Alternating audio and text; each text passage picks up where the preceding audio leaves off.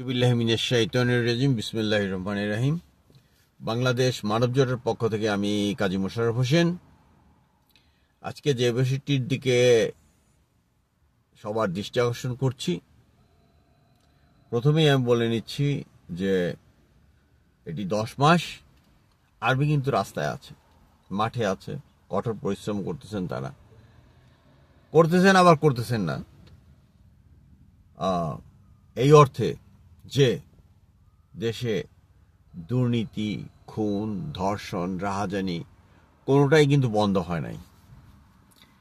এবং রিল্যাক্স ওয়েতে দেখা গেল যে সকল ছাত্ররা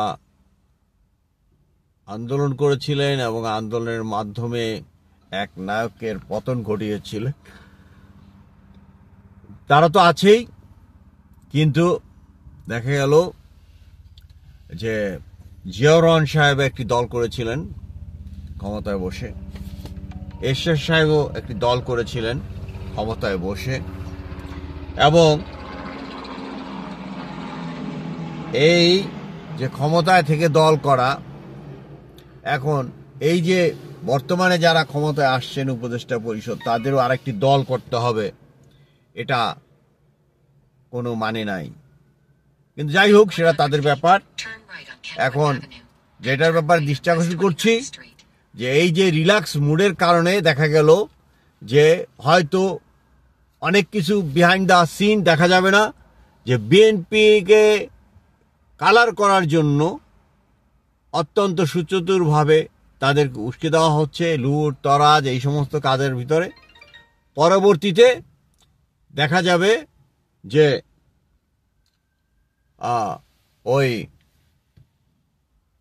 যে বিএনপি দলীয় এদেরকে দিয়ে যারা এই কাজগুলো করছে, জেনে করুক বুঝে করুক বা মনে করলো যে এই একটা মৌসুম পয়সাটা কামায় নেই, পরবর্তীতে কোন নমিশন পাই বা না পাই, আগে খায় নেই, এটা হইতেই পারে, থাকতেই পারে। কিন্তু এই নৈরাজ্যের জন্য দায়ী করা হচ্ছে কাকে? বিএনপি এবং বিএনপির সমর্থকদের বা বিএনপির কর্মীদেরকে। মানে আগে একটা কালার করে এই দলটিকে যাতে জনগণের কাছে অপ্রিয় করা যায়, তার যেন একটা সচেষ্ট চেষ্টা আছে এর মধ্যে।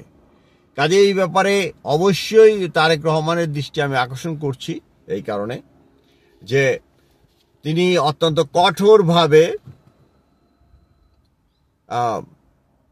তার কর্মীদের কি কি সাজা হবে এইটা তিনি এখনই উল্লেখ করে দিবেন, যে যা কিছু করতেছে এর ফল ভোগ করতে হবে, কোনো ক্রম রিল্যাক্স করা হবে না।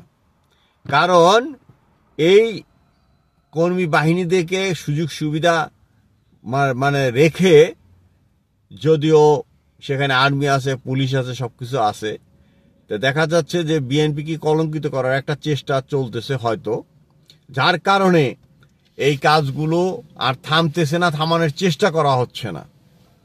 মূলত এই যে দীর্ঘ 9 মাস আগের দুটি সরকার, জিয়াউর রহমান সাহেব বা হোসেন মোহাম্মদ এরশাদ সাহেব সময় বা 2 বছর মেয়াদী মইনুল আহমেদের সময় আমরা দেখেছি কি চোর ডাকাত গুন্ডা বদমাশ সব পালাই গেছে, কিন্তু এখন আর পালাচ্ছে না।